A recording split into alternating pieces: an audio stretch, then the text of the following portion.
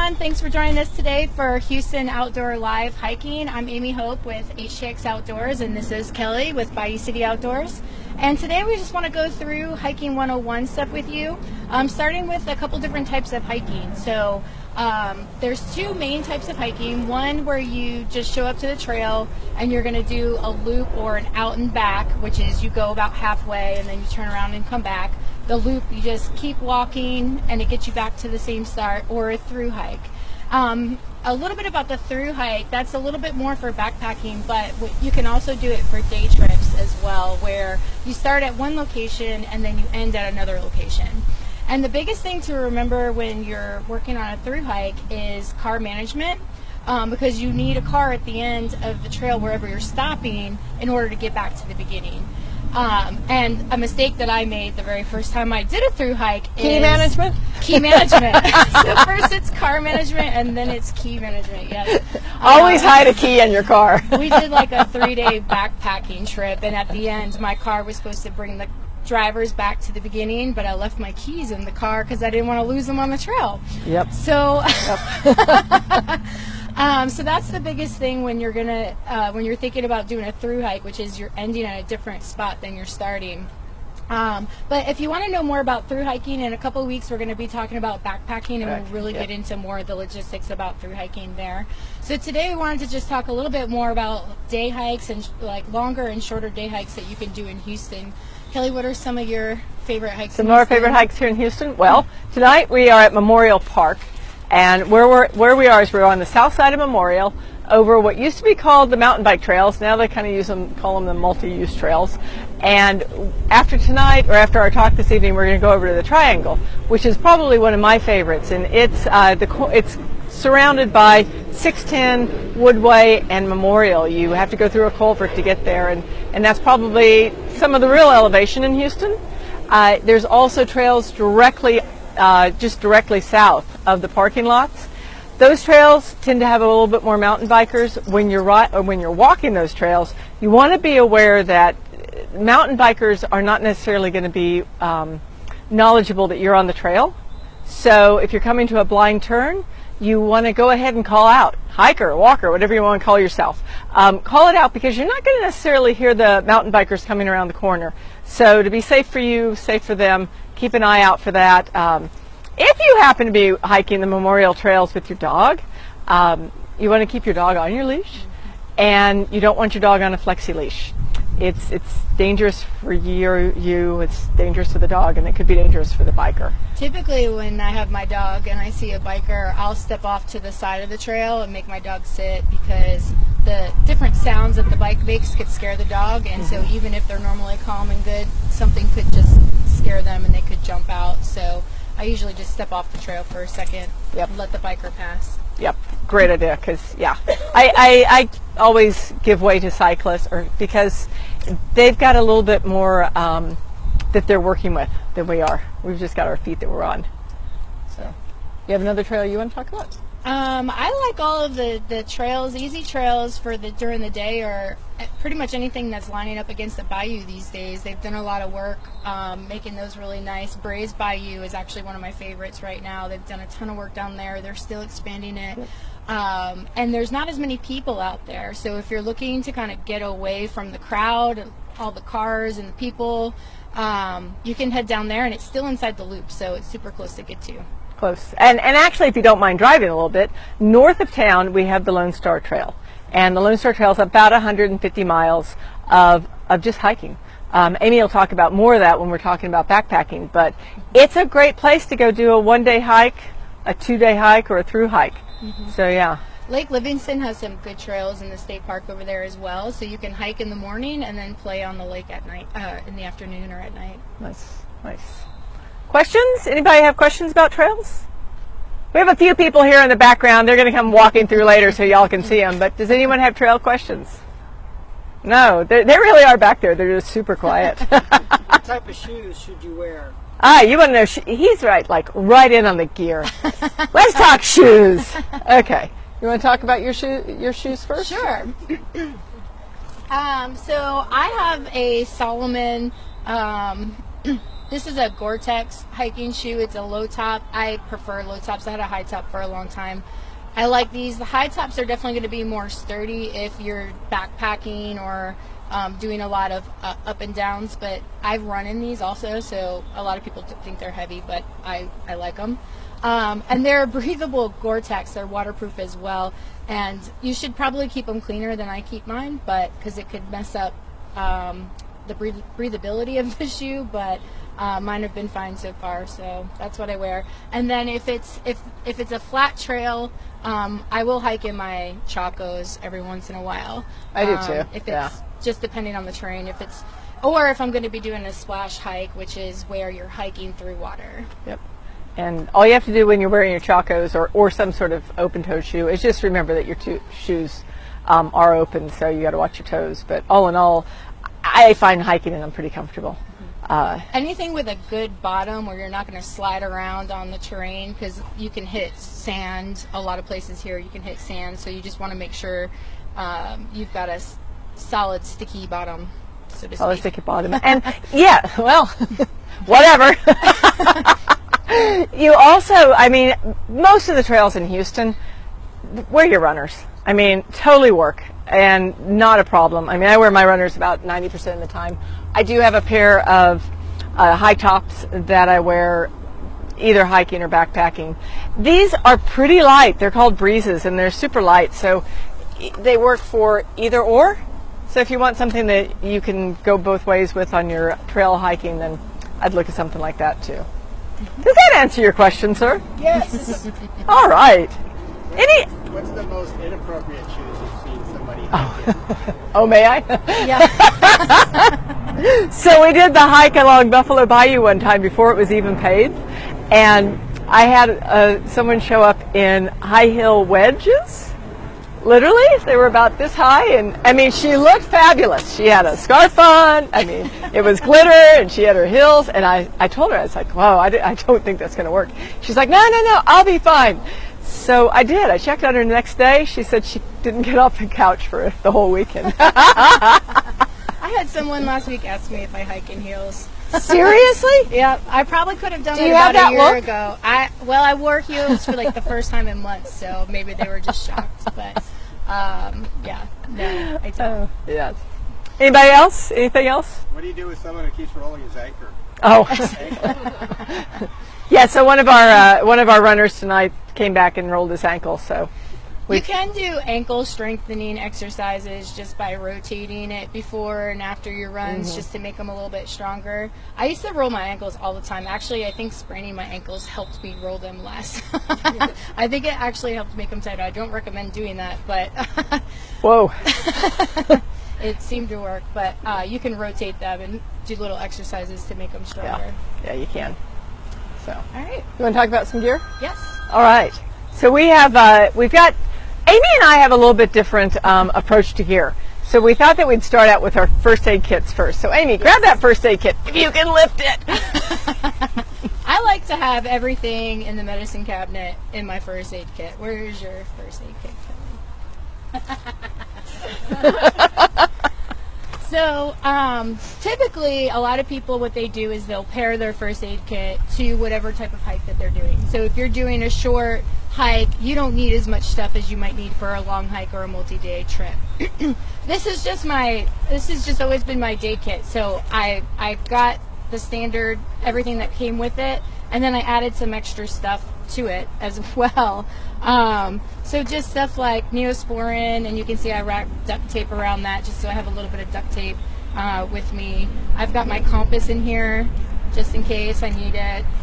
And then some. She's got a novel in there. I got a novel. It actually is a first aid manual. Oh. In case somebody finds me and they need to know what to do.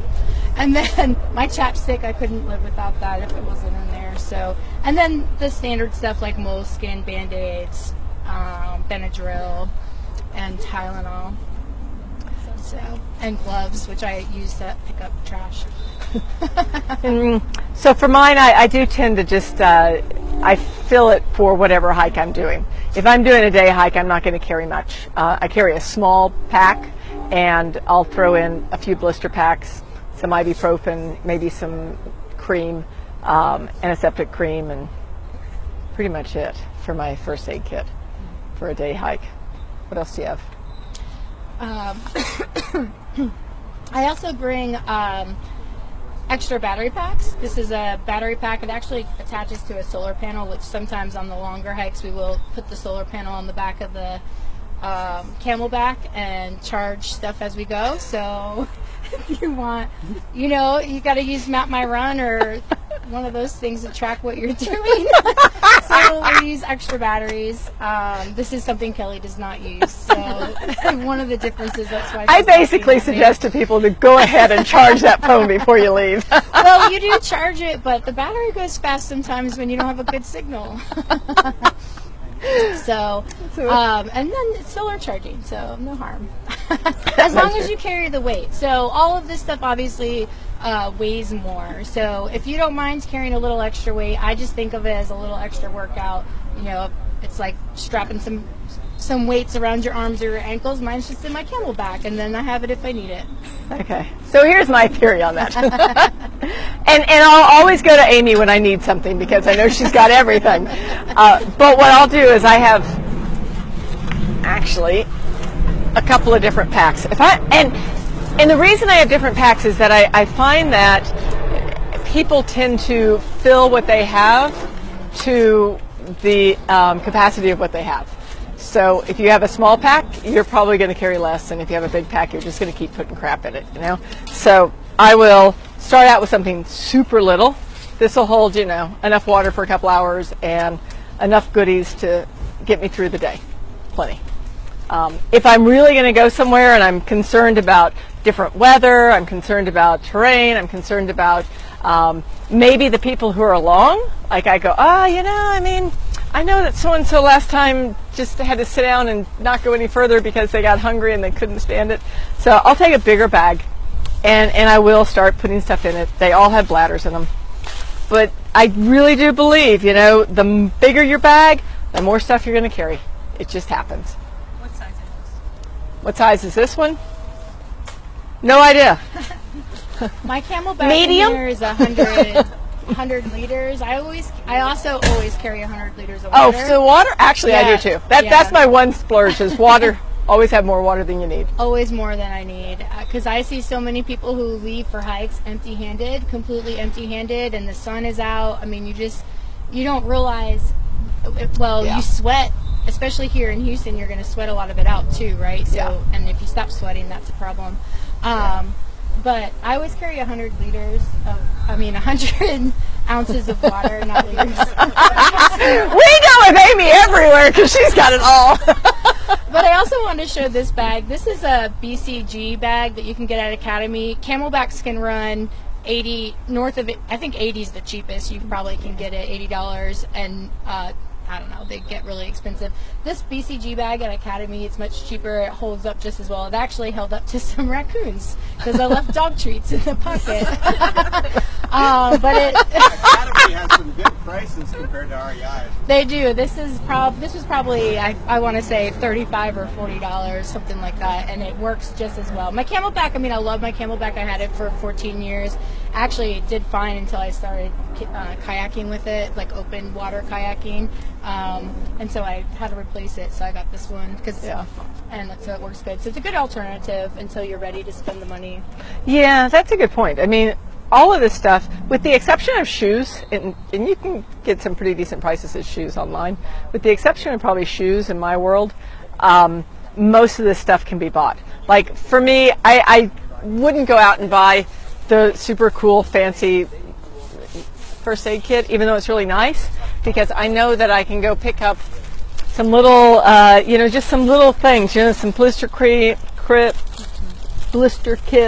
some antibiotic cream, and it's going to cost me nothing.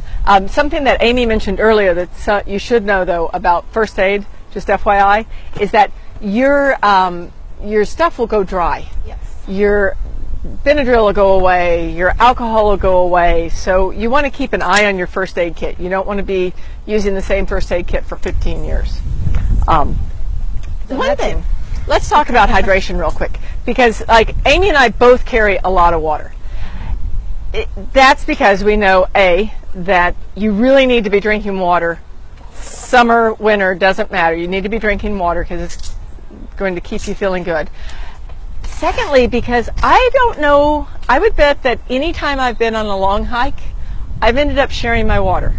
Like, I almost always end up sharing my water because there's someone who came along and they have, you know, like a little plastic bottle of water, and that's going to get them through the entire day. And it's not. It is not. I mean, you've got to really think about that and go out. If you don't want to carry a backpack, get something like this. You know, just get a BPA-free jug of water and carry it with you, because this, I don't know, I would say 32. And I mean, this would last me 3 hours maybe. And if I have friends along who forgot their water, it's going to last me 1 hour. So, you know, you really need to think about hydration. We've been super lucky so far this year because Houston's just been cool, but that's not going to last. So think about your water more than about anything else, except for snacks. Snacks are good. What do you have for snacks? Well, it depends. I mean, I do bars. I really like summer sausage and cheese. That's a good one for when you're backpacking. But mainly just bars, like Kind bars or something like that. Yeah. I think you need something. If you're out there for 2 hours, you don't need anything. I mean, just like, it's a no-brainer. You're fine. If you're going to be hiking longer than about 2.5, 3 hours, then you're going to want to start thinking about having something along that's going to give you a little extra energy. So it's bars, it's goo. If y'all know goo, shot blocks, I think. Like, these are shot blocks. They're all basically kind of, really more than anything, a little bit of sugar and salt probably, but it will help you after you've been out there for a few hours because you need a little bit of something. So what questions? Anybody? How about a more natural food source instead of like pre-made bars? What would you recommend? Carrots, celery sticks, raisins? I don't think there's enough calories in celery sticks. I would bring nuts. Yeah. I'd bring You dry can make your own fruit. trail mix. Yeah, you know, make your own dry trail mix. What else? Dried fruit. Yeah. Dried fruit. Huh? Jerky. Yeah, a lot of people are buying jerky now, and you can get jerky anything, I think. What's your favorite jerky, Kelly? My favorite jerky. Well, as a vegetarian, I guess my favorite jerky is probably celery. Or papyrus. Yes, papaya. You could. That's exactly right. You can use that. But yeah, that's what I would use. Sugar, and then the fat and the nuts. What else? Anybody? Questions? Specific electrolytes? So as far as electrolytes go, if I'm drinking water and I have some goo or some shot blocks or some gorp or something like that along, I'm not going to worry about electrolytes too much because I'm not really slamming it out there, right? I mean, I'm hiking, I'm not running, I'm not cycling, I'm not like slamming hard. But if I am going to take electrolytes, I will take some. I like one from Vega, actually. But don't put electrolytes in your Camelback. You know, that nice liner that Amy was showing you a minute ago? Don't put your electrolytes in there. Because once you get home, and even if you wash it out, you're not going to wash it out good enough. And then you're going to have a special slurry of awesome Houstonness in there. So, what else? Anybody? Other questions? Any special recommendations on socks? Yo, socks? Absolutely.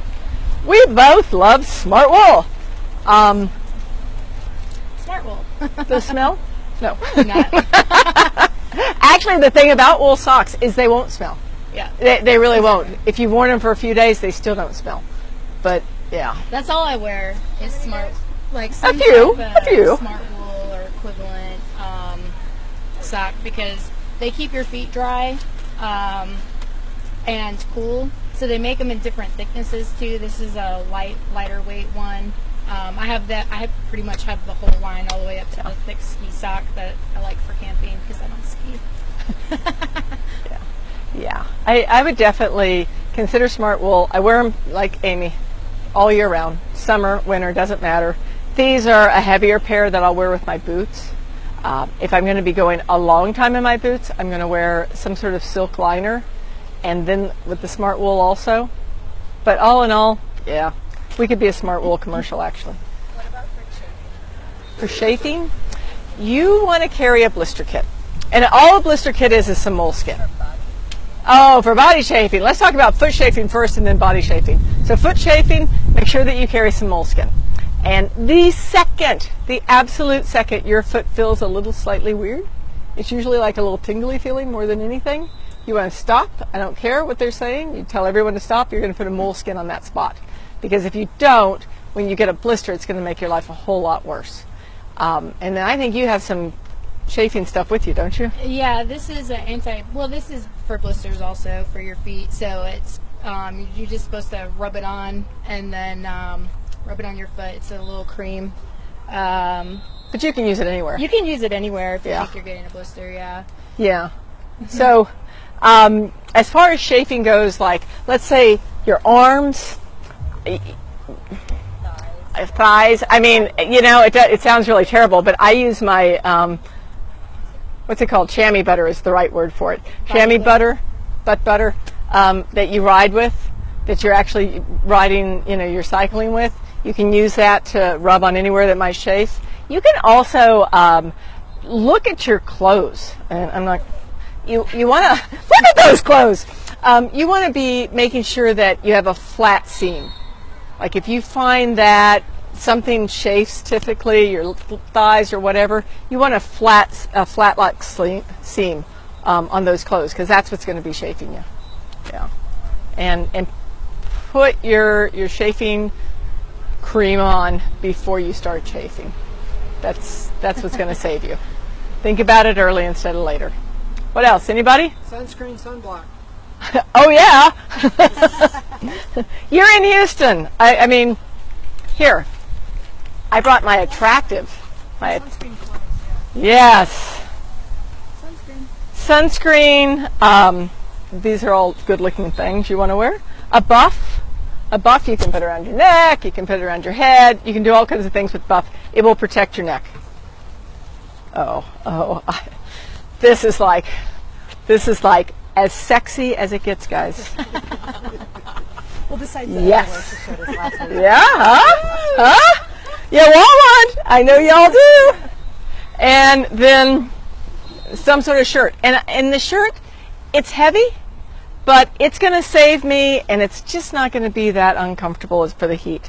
Even when I'm wearing sunblock, I'll end up wearing that shirt too.